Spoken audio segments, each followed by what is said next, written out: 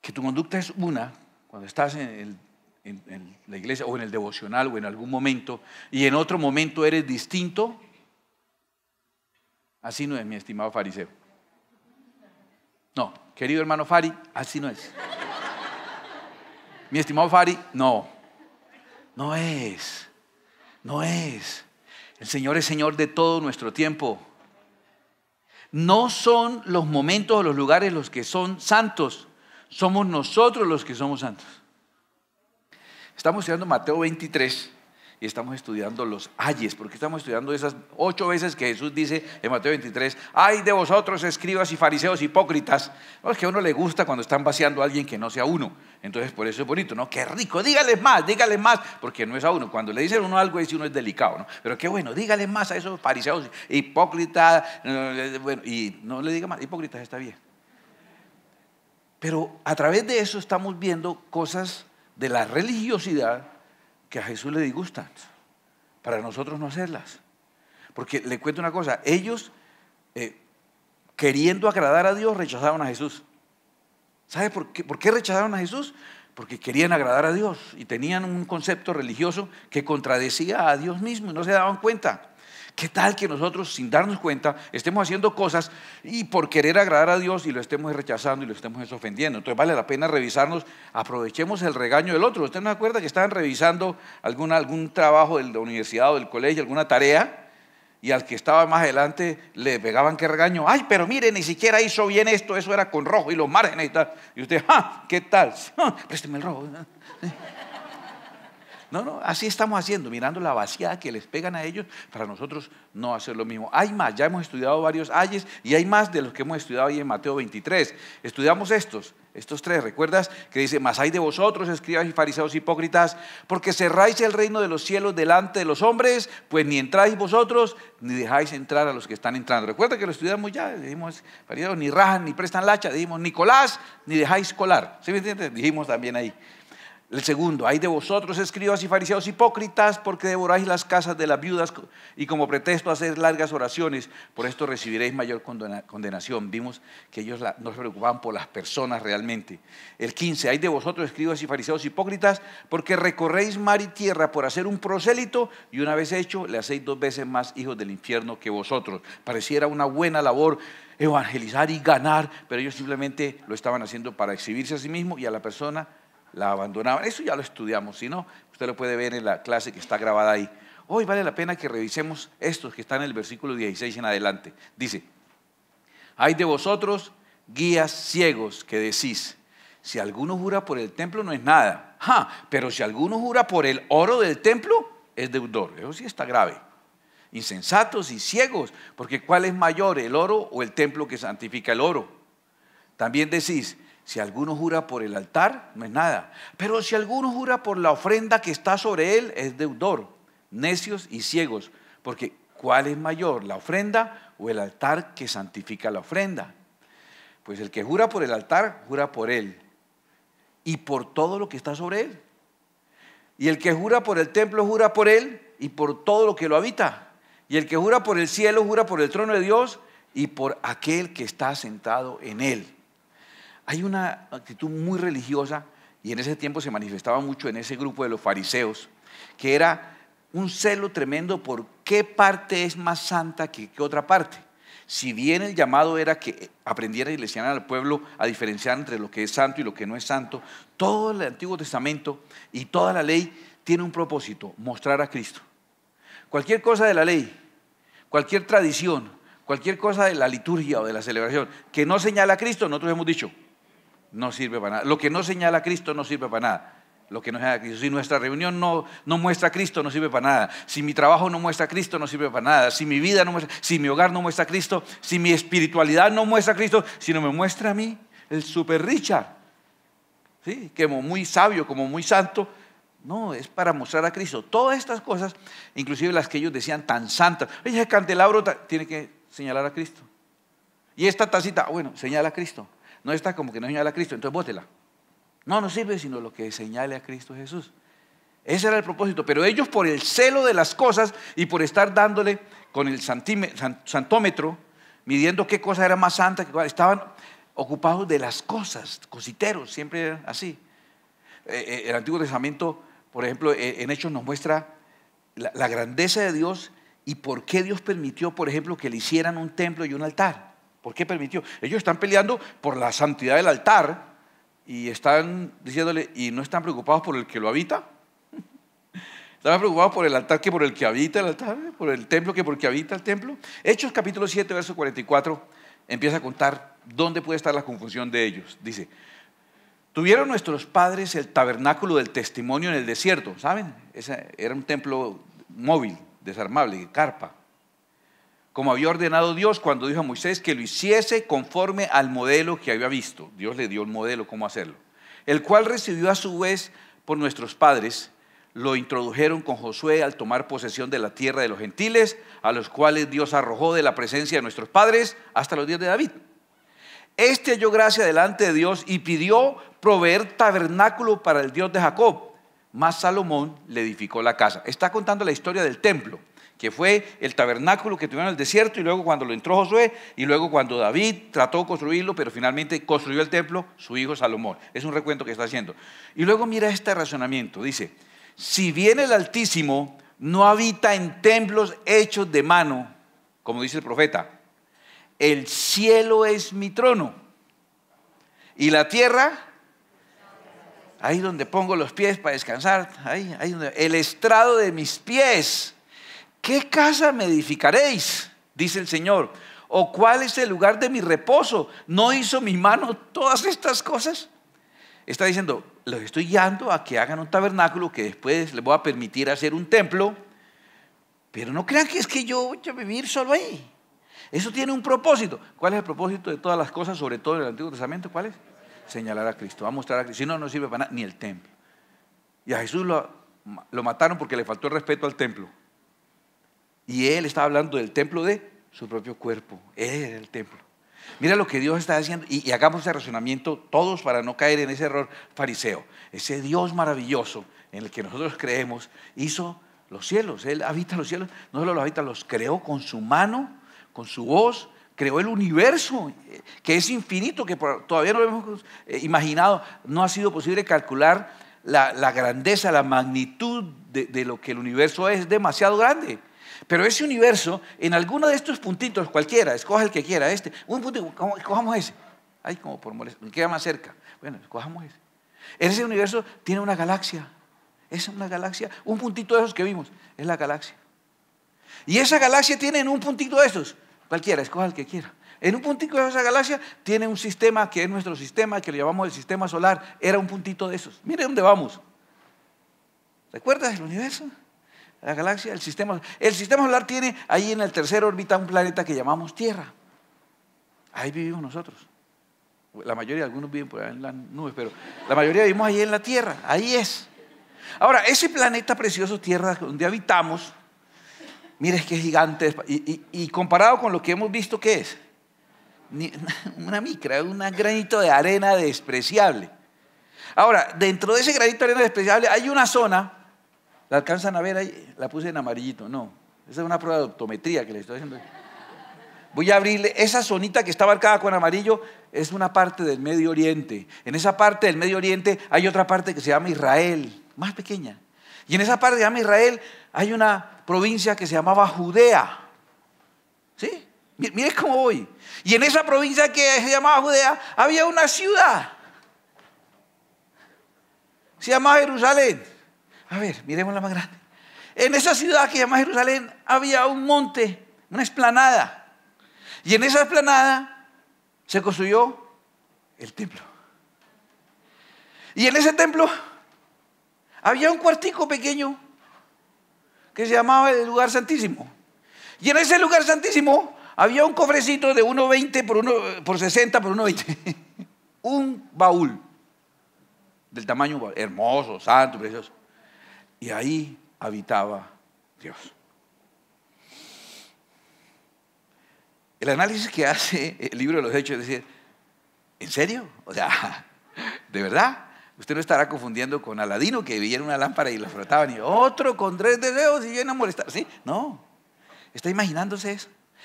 Dios permitió que se hiciera, porque todo fue diseñado por Él y dirigido por Él. ¿Por qué lo permitió? Había un propósito. Había un propósito de como compactarse, como Dios mismo mostrarse como el que hizo el universo, la galaxia, el sistema solar, el planeta Tierra, el Medio Oriente, Israel, Judea, Jerusalén, el templo, el cuarto, el lugar santísimo, el cofre. Perdóneme, qué nobleza de Dios, o sea, qué nobleza de Dios, qué humildad de Dios ser capaz de decir, yo me meto ahí, yo me acomodo, espere y verá. Si nomás yo pienso en el gato que tiene mi esposa, y a todas las semanas le compra un juguete nuevo. Y él disfruta mucho la caja del juguete nuevo. Entonces uno pone el juguete aparte y pone la cajita ahí, y a veces unas cajitas de nada, no cabe ni medio gato. No, él se mete. Los gatos son líquidos, ¿no? Entonces él se mete ahí, se acomoda de alguna manera. Al ratico es que lo ve uno que, pobrecito, no cabe ahí. Y uno le dice, ay, pero ¿por qué se mete ahí? Yo digo, de un animalito eso meterse en una cajita. Ahora está entendiendo la magnitud de Dios que hizo todo el universo. Perdóname que lo diga así, Señor, con respeto. ¿Sí? Se metía en esa cajita. ¿Para qué?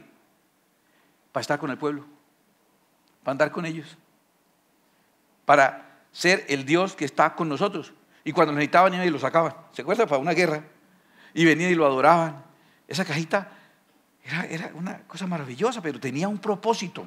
Una caja preciosa que es Dios con nosotros y que estaba manchada con la sangre del sacrificio perfecto. Y por eso tenía la verdadera ley, la capacidad de dar resurrección, la vara de Aarón. Y era el pan que vino del cielo, el maná. A ver, esa cajita, voy a ver si a alguien le damos un premio ahí. ¿A quién estaría representando? Señala a Cristo, y si no, no serviría. La presencia de Cristo Jesús. Ay, pero hay que entenderlo porque podemos caer en el concepto religioso, fariseo, que hoy se puede llamar cristiano o evangélico o protestante, el concepto de empezar a creer en la santidad de los objetos y olvidar su propósito, el propósito de las cosas que fueron. Ahí estaba con nosotros el Dios que estaba en el lugar santísimo, que estaba en ese templo, que estaba en esa ciudad, que estaba en esa provincia, que estaba en esa región, que estaba en ese planeta, que estaba en ese sistema solar, que estaba en esa galaxia, que está en el universo. Entonces ahora entendemos cuando la Escritura dice claramente en Efesios 4:10, el que descendió es el mismo que también subió por encima de todos los cielos para llenarlo todo. Había un propósito allí. Voy a explicarles el propósito. La cajita, el cofre santo, tenía el propósito de mostrar cómo Dios era capaz de ser tan grande y tan poderoso y compactarse en un pequeño contenedor para estar con nosotros. Para estar con nosotros. Cristo Jesús. Ese que descendió es Cristo Jesús. Pero después Dios lo exaltó hasta lo sumo, Filipenses 2, y le dio un nombre que es sobre todo nombre. Hermoso. Ahí habitaba Dios. Mire, Colosenses capítulo 2 dice, no se deje engañar por tradiciones y enseñanzas de hombres. En Cristo habita toda la plenitud de Dios. La plenitud de Dios habitó en ese cofre de carne y hueso, el cuerpo de Cristo Jesús nuestro Señor. Eso era lo que estaba Él representando. Pero nosotros caemos en una actitud, y hoy identifiquemos nosotros, ¿no será que como lo hemos hecho tantos años, estamos cayendo en una actitud que realmente proviene más de un concepto fariseo religioso que un concepto de Cristo Jesús? A ver, déjame cambiar de tercio. El concepto de que hay un lugar santo, la iglesia, el templo es santo. Sí, muy bien en el concepto de enseñar cómo el Señor viene y habita y se compacta, pero eso ya pasó. Ese que descendió, ¿qué dice Efesios? También subió hasta los cielos mismos. ¿Para qué? Para llenarlo todo. Este concepto, escúchame, cuidado con eso. Sé que esto puede ser complicado, Dios tendrá misericordia de mí y me ayudará a no embarrarla tanto, pero este concepto de que de todo nuestro espacio físico hay un pequeño espacio que es santo, porque está Dios. Ese concepto es válido en el Antiguo Testamento porque cumplía el propósito de mostrar al Dios que se hizo hombre. Pero después de que ya cumplió su propósito de mostrar a Cristo, ahora ya, perdóname, ya no es vigente. Ahora el momento vigente ya no es Cristo que se despojó a sí mismo tomando forma de siervo hecho semejante a los hombres. Ahora es el Cristo que Dios le exaltó hasta lo sumo y le dio un nombre que es sobre todo nombre. Si ya lo llenó todo y Cristo hizo ese propósito de compactarse para estar con nosotros y luego llenarlo todo, si estamos en la gloria de Cristo, en el Cristo glorificado ya, ¿dónde estaría la presencia de Dios en este lugar? En el gimnasio, aquí es hospital, banco, biblioteca, dice hasta bar, museo, restaurante, me olvidé borrar eso, cine. ¿Dónde? ¿En el auto, aquí en el parque? No, ¿cuál es el lugar entonces donde la santidad de Dios está? ¿Cuál sería el lugar? Todo. Entonces ya el solo concepto de creer que este lugar es, y esto no le debería decir el pastor de este templo, ¿cierto? Decir que este lugar es más santo que la cafetería al frente es religioso. Es religioso. Y uno encuentra personas, no, pero mire, es que es la iglesia. ¿No recuerdan el niño que le decía al pastor, ay pastor, deje que mis papás se vengan a vivir a la iglesia porque es que en la iglesia se tratan tan bonito? Ay, es que en la iglesia se quieren tanto, eso se cojan de la mano, se dice, mi amorcito corazón, eso hay cosas bonitas. Y en la casa eso es terrible, porque tenemos la idea de que aquí no se pueden hacer cosas. Yo digo, perdóname, ¿y quién te dijo que afuera sí? Entonces cuando entendemos que ya Dios no se compactó a este lugar, sino que lo ha llenado todo, sabemos que hay cosas que no se deben hacer aquí en el templo. Y esas cosas tampoco se deben hacer en la casa, tampoco se deben hacer en la calle, tampoco se deben hacer en el trabajo. Lo que no eres capaz de hacer acá, tampoco lo debes hacer fuera. Pero el concepto religioso y los fariseos era la ofrenda, el templo, el lugar, esto es lo santo y esto no. Ese concepto es muy peligroso, es un concepto religioso. Hace que consideremos lugar, es más, ni siquiera consideramos santo todo el templo, igual de santo, sino que en el concepto religioso del Antiguo Testamento también creemos que hay un lugar más santo que el otro. Y entonces estamos aquí ensayando, y espere, venga, baje para contarle algo. Aquí es que en el altar no se puede contar este chiste. En el altar no se puede, deje bajo. Este chiste está, no, bajemos más, como al infierno más o menos, ¿sí o no? Para poderlo. Espérate, y escúchame, si no lo puedes contar aquí, ¿por qué si lo puedes contar acá? Explícame eso, explícame de dónde viene ese concepto de que una actitud que yo no puedo tener acá cuando pasa al altar. Mire, yo fui formado en eso. Por ejemplo, en nuestro tiempo, la santidad de tu vida, bueno, era hasta más fácil, porque era una corbata, era fácil ser santo. No, en serio, uno no podía pasar el altar sin corbata. Alguna vez, mira esta anécdota, el predicador que tenía que predicar no vino. Y el plan B, mi ministerio fue siempre plan B. Entonces el plan B, salió mi pastor y me dijo, Richard, toca que suba. Pero pastor, estoy en jean y en tenis porque vengo de la universidad. Y en camiseta con un letrero aquí. Ay, caramba, cómo llenan a la iglesia así con esas fachas. Yo dije, pastora, perdón, vengo de la universidad. Venga, pues, trajo una camisa de mi pastor. Y cuando yo pesaba 60 kilos el día que me casé, imagínate, 60 kilos. Dicen que el matrimonio que no lo mata, lo desbarata, ¿sí o qué? No, pesaba 60 kilos, viene. Entonces, hoy me quedarían buena la camisa, pero cuando eso me quedó súper gigante, pero se usaban así afortunadamente. Y me puse la corbata con los tenis y eso y pasé, porque no podías pararte ahí en el altar sin la corbata. Pero ¿esto tiene algún sentido en cuanto a la obra de Dios y en cuanto a la grandeza de Cristo? ¿Tiene un sentido? ¿O es simplemente conceptos religiosos? Y con franqueza, digámoslo, religiosos y fariseos. ¿Y al Señor le gustaba? Dígame, ¿le gustan? ¿Él está de acuerdo? ¿O les dice, ay, guarde tantico, espere y verá ustedes por actuar así, espere, algún día se las voy a cobrar? No le agrada al Señor eso. Que creamos eso, no le agrada. Me parece a mí tan cuidadoso cuando una dama, y ustedes lo hacen, vienen tan arregladitas, tan lindas a la iglesia, decentemente vestidas, sin exhibirse, sin vestirse de una manera inmoral. Gracias por hacerlo. Gracias por pensar en cuidar también la santidad de este pobre hombre que está aquí, que afortunadamente no es sino hasta la tercera fila nomás por ahí. Pero también el pobrecito que tan de malas le tocó en el puesto atrás suyo. ¿Sí? Gracias por pensar en eso. Y alguien dice, no, es que esa ropa no es la que una persona debe ponerse en el templo. Yo le digo, estoy totalmente de acuerdo, mi hermana farisea, pero no solo en el... Espera, pero si no es adecuada para ponerte en el templo, tal vez no es adecuada para ponértela tú. Porque tú eres templo del Espíritu Santo. Y no solo aquí, donde quiera estés. Si ese comportamiento, esa actitud no está... tú dirás, no, para el altar, no, al altar sí, no. Yo voy así, pero al altar no. ¿Y quién le dijo? Esto es un auditorio. Esto es una tarima. Y sé que esto nos diferencia de otras congregaciones. Esto es una tarima. Y esto es un templo. Y ese es un templo. ¿Lo estás entendiendo? Lo demás puede ser muy conveniente, pero es fariseísmo.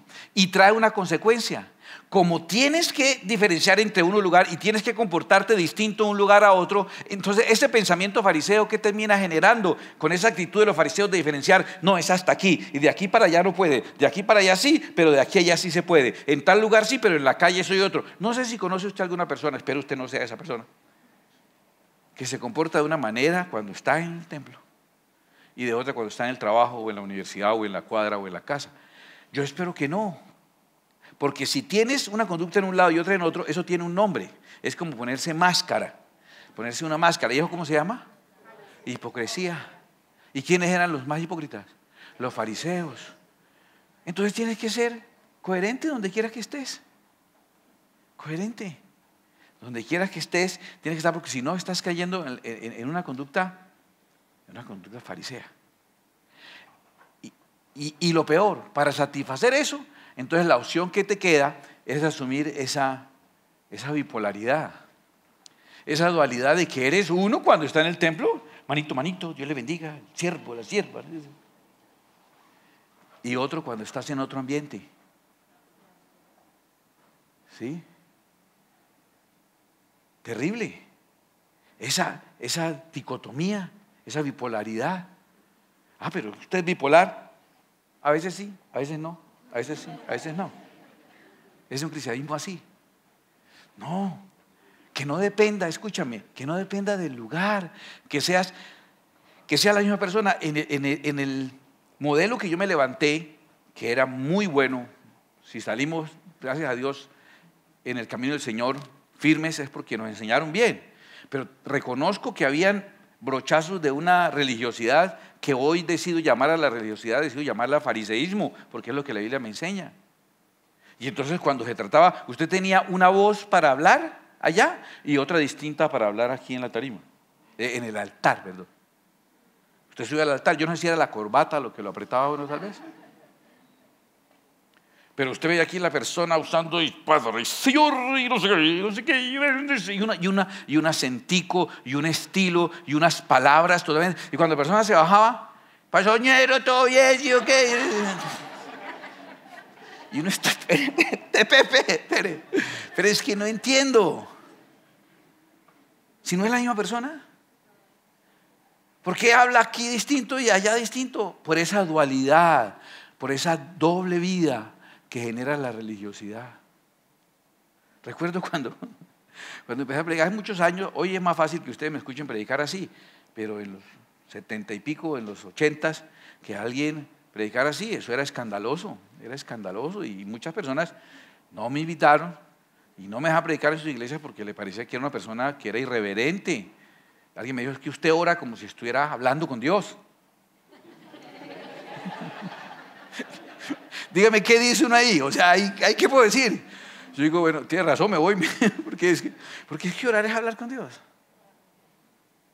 Y les parecía extraño. Hoy ya estamos, gracias a Dios, porque hay que alejarse de eso. Mire, yo le pido un favor inmenso, y esta enseñanza es para mí. Tengo que revisar en qué puedo estar yo siendo fariseo, en aquello de que asumo una actitud en la iglesia y fuera de la iglesia asumo otra, una conducta distinta. Porque como si el Señor estuviera todavía en la cajita, como que ese que descendió, escuche, ese también ya ascendió y ahorita ¿qué está haciendo? Llenándolo todo. Su casa está llena de Cristo, su carro está lleno de Cristo. Lo que no cantaría, no, yo está en la iglesia, no la cantaría, ¿y por qué la canta en su carro? Porque no hay nadie, le pone todo el volumen y ahí sí la canta. Entonces no estamos jugando a una máscara, no estamos jugando a la hipocresía. Es delicado eso y el Señor odia mucho eso.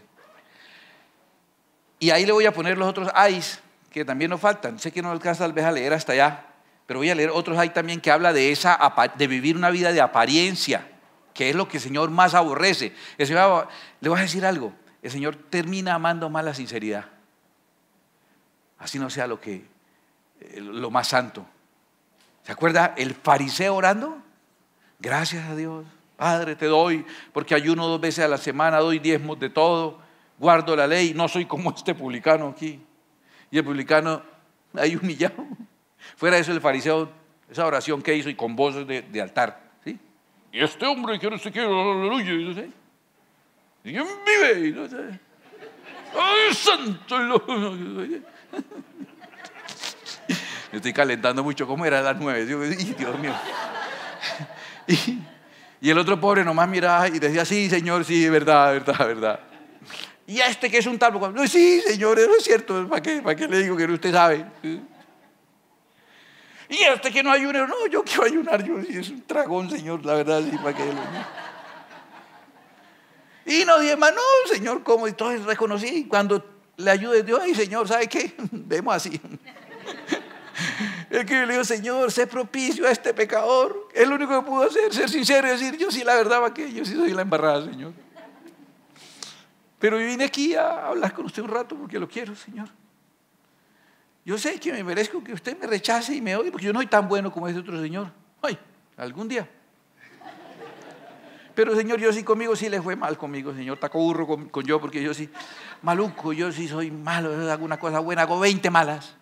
Ay, Señor, Dios mío, Señor, usted así, dígame paciencia, Señor. Ay, qué sinceridad. ¿Qué dice la Escritura? Que ¿quién fue más justificado?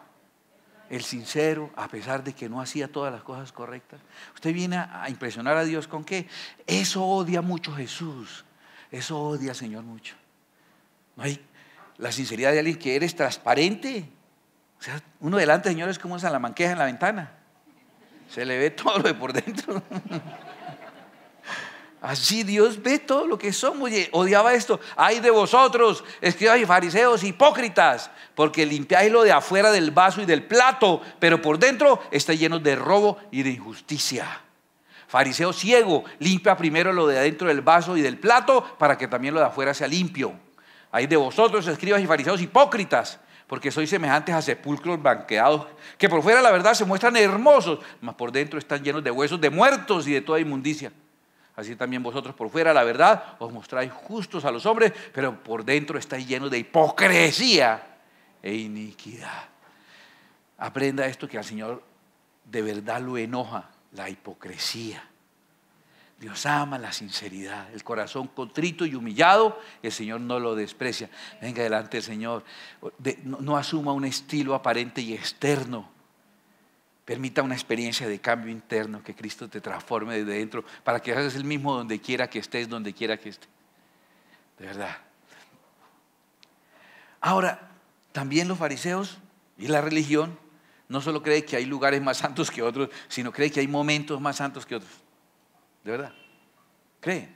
Entonces tenían las fiestas y tal vez, por ejemplo, el Shabbat. ¿Qué era el Shabbat? Era el descanso de todas nuestras cargas. ¿Para qué Dios mandó el Shabbat? Para que entendiéramos y mostrara ¿qué? Mostrar a Cristo, el Señor del Shabbat, el Hijo del Hombre, el Señor del Shabbat, el que venía a hacer el descanso de todas nuestras cargas. Venid a mí los que estáis trabajados y cargados, y yo os haré Shabbat, los haré descansar. Era el Shabbat. Y a Cristo lo mataron por no guardar el Shabbat.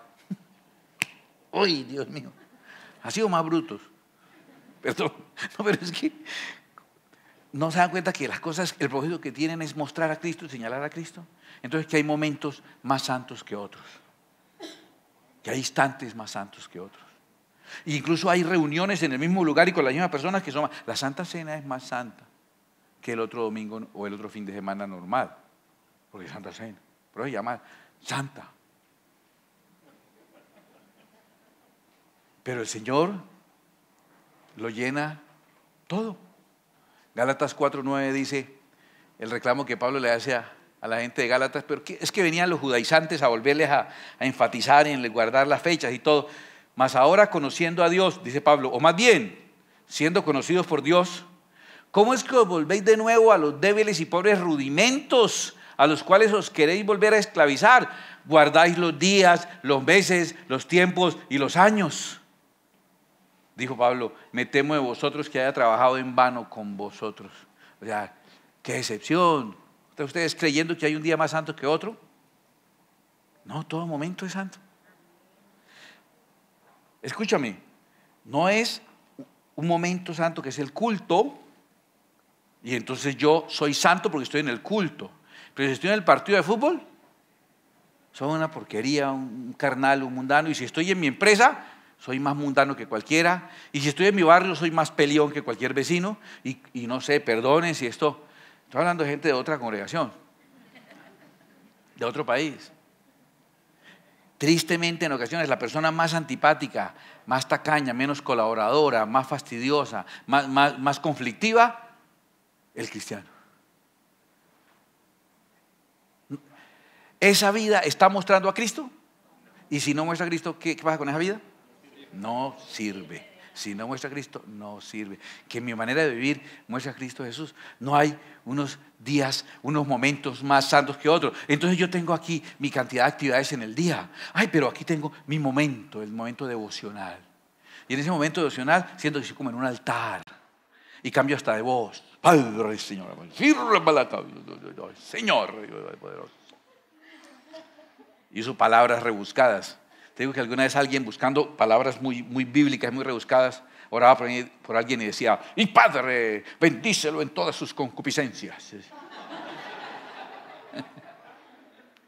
Quería usar una palabra que he aprendido, la metió como pudo.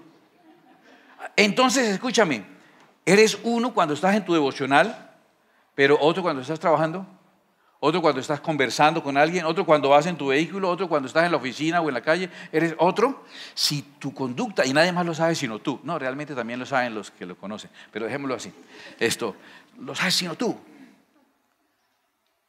que tu conducta es una, cuando estás en la iglesia o en el devocional o en algún momento, y en otro momento eres distinto, así no es, mi estimado fariseo. No, querido hermano Fari, así no es. Mi estimado Fari, no es. El Señor es Señor de todo nuestro tiempo. No son los momentos o los lugares los que son santos, somos nosotros los que somos santos. No es que este es un momento espiritual, no. El espiritual soy yo, en todo momento haga lo que haga. Y vivo mi vida, cada día la hago para la honra y gloria del Señor. Ay, pero entonces usted no puede bromear y usted no puede, que no pueden pararme, no pueden escallarme cuando estoy bromeando. Y no se enoja, sí, me enojo también, santamente, con todo el espíritu. Pero soy la misma persona sincera delante de Dios. Por favor, en el nombre del Señor, entiendan que algo que el Señor aborrece es que asumamos actitudes postizas, porque eso es máscara. Máscara es hipocresía, y los hipócritas son los fariseos. Y el Señor a los fariseos les dice, espere tantico, hay de vosotros, el día que yo les tome cuenta de todo eso que hacen. Odia el Señor las personas que asumen, que creen que hay un lugar más santo que otro, que creen que hay un momento más santo que otro, o más espiritual que otro. El que debe ser santo y espiritual es cada uno de nosotros. Así, con nuestras características muy personales y muy particulares. Estaba en un congreso en Estados Unidos con mi hermano Jorge y estábamos enseñando y predicando, y hubo un mover del Espíritu poderoso, con muchos milagros, con muchas maravillas, y salimos de la reunión y almorzamos, y después hubo un partido en un balón y unas piedras ahí en un peladero que había ahí, y se largó un palo de agua impresionante, un aguacero tremendo, y ya estábamos jugando que íbamos a parar, ¿sí o no? Y con mi hermano, imagínate, y estábamos jugando ahí, terminamos que parecíamos estatuas, ya no se conocía quién era quién, estábamos embarrados, pero embarrados, cubiertos absolutamente de barro, revolcándome unos contra otros, ahí jugando delicioso. Y cuando tratamos de ir a buscar con quitarnos todo ese barro que teníamos encima, una de las pastoras, la esposa del pastor, la pastora Carmen, nos miró y nos dijo: ¿quién se puede imaginar que ese par de niños revolcados en el barro son los mismos hombres de Dios que utiliza tan poderosamente allá? Dijo esa pastora. Tan lindo ese concepto. Dios no necesita que tú le vengas a aparentar una elegancia, una dignidad que no tienes. Sé sincero, sé honesto delante de Él y sé santo aquí. Y como te comportas aquí, la próxima vez que vas a hacer algo, diga: ¿lo haría en la iglesia? No. Entonces, ¿por qué lo haces por fuera? ¿Lo haría en mi tiempo devocional? No. Entonces, ¿por qué lo haces en el tiempo de la tarde? ¿Por qué? Si somos la misma persona. ¿O vamos a tener doble personalidad? No. La orden está clara y esta nos la llevamos hoy. Primera de Pedro, capítulo 1, versículo 15. Esta es la orden que nos la llevamos, pero nos la llevamos sí o sí. Dice la Escritura: sino como aquel que lo llamó es santo. ¿Quién? Cristo Jesús. Él nos llamó y es santo. Sed también vosotros santos en la iglesia, en el devocional, en el culto, cuando visita al pastor su casa. Usted tiene una ventaja que otras iglesias no tienen, ¿cierto? ¿Usted cree en otras iglesias lo que sufren los hermanitos de que el pastor en cualquier momento le llega? Eso es preocupante. Tienen que quitar los cuadros, cambiar la música, cambiar el canal, cambiar hasta el esposo. Eso es una cosa impresionante. Guardar todo el whisky, esconder ahí la cava. Llegó el pastor y sin avisar. No, ustedes relajados porque el pastor de ustedes no va ni avisando, ¿sí me entiende? O sea, tranquilos, pero que cada uno de nosotros sepamos que hemos tomado la decisión de que así como aquel que nos llamó es santo, seremos también nosotros santos, escúchame, en toda nuestra manera de vivir. Y pare de contar. Debe estar diciendo si es la ofrenda o el altar, si el bafle es santo, si la escalera, que hasta dónde está. ¿Dónde puedo yo decir la grosería, pastor? Si le di con el dedito de hablar en lenguas, el dedito pequeñito del pie, ¿sí? Le da usted al borde de la silla, ese se le pone a hablar en lengua. Y usted está sale corriendo a la calle para poder decir la retajila de todas las groserías. Ay, pero menos mal alcancé a llegar hasta la calle para no decir la grosería. Hay dos cosas que hacer: hay que ponerse zapatos más bien. Y que tu reacción natural no sea esa. Entonces hay mucho que cambiar en ti. Y hay mucho que cambiar en mí. Y el cristianismo se trata de que Cristo viva a través mío. Que mi vida muestre a Cristo en todo lugar donde esté. Porque si mi vida no muestra a Cristo, mi vida no sirve para nada. No importa qué tan humanamente sea exitoso, tenga triunfos, éxitos, logros, admiración, recursos, relaciones, lo que quiera. El propósito de mi vida es mostrar a Cristo Jesús en todo tiempo. Sé que me quedan pequeñas las letras hoy, Primera de Pedro 1:15, pero léelo conmigo. Dice: sino como aquel que os llamó es santo, sed también vosotros santos en toda vuestra manera de vivir. Cierra los ojos un momento y dile: Señor, yo quiero mostrarte a ti, no solo en el templo que es santo, y no solo en el tiempo de la reunión, o no solo en un devocional, o no solo cuando tengo la visita de alguien que respeto espiritualmente. Yo quiero ser santo en toda mi manera de vivir. Y eso no implica ser aburrido, al contrario. Eso implica saber disfrutar una vida preciosa que el Señor nos ha dado. La gente nos conoce y la gente nos envidia. Y muchos nos dicen: ¿ustedes por qué la pasan tan bien? ¿Ustedes por qué disfrutan tanto? ¿Ustedes por qué están tan gozosos? La gente se sorprende de ver la vida tan preciosa que tenemos. Una vida coherente, una vida sin máscaras. Seamos santos en toda nuestra manera de vivir. Esta es nuestra meta. A veces nos esforzamos mucho. Sí, yo tengo que ir a la iglesia y servir en la iglesia.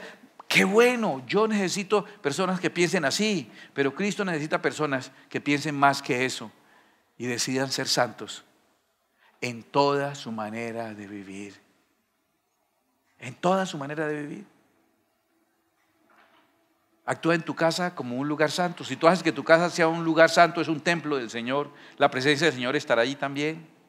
Y Dios se va a glorificar y va a salir de tu casa la enfermedad y los conflictos y los problemas. Y algún pariente que esté ahí, de pronto que usted quiera que se vaya. Y cualquier otra cosa que sea inconveniente en su casa, la presencia del Señor va a poner en orden todas las cosas. Ay, que su empresa haya la santidad para que Dios saque de ahí los problemas y las amenazas y los peligros. Si no, ay, venimos al culto, nos portamos de una manera y salimos a la calle a portarnos como mundanos, carnales. Ah, pero por lo menos voy a la iglesia y a la iglesia me porto bien. Sí, pero entonces, perdona lo que te digo, no vas más a la iglesia que los fariseos. Los fariseos vivían en el templo casi. Y eran sumamente celosos y sumamente religiosos por fuera, porque asumían una actitud dependiendo del lugar donde estuvieran. Sé como el publicano sincero y no como el fariseo hipócrita. Y haz una oración sincera a Dios esta noche. Y ven así, tranquilo delante de Dios, orando con reverencia en el nombre de Cristo, que es lo único que nos permite orar. Por el ministerio del Espíritu Santo podemos comunicarnos con Dios en el nombre de Cristo. Y ven delante del Señor y dile algo con sinceridad. Dile: Señor, sí, yo reconozco que cuando estoy con los compañeros de trabajo es otra cosa. Yo cuando estoy en fulano, yo estoy aquí en la iglesia y yo levanto las manos y quiero hacer palmas y mover mis manos, y después de que salimos de la iglesia y nos vamos a la visita con mi novia, ahí no respondo por mis manos, Señor.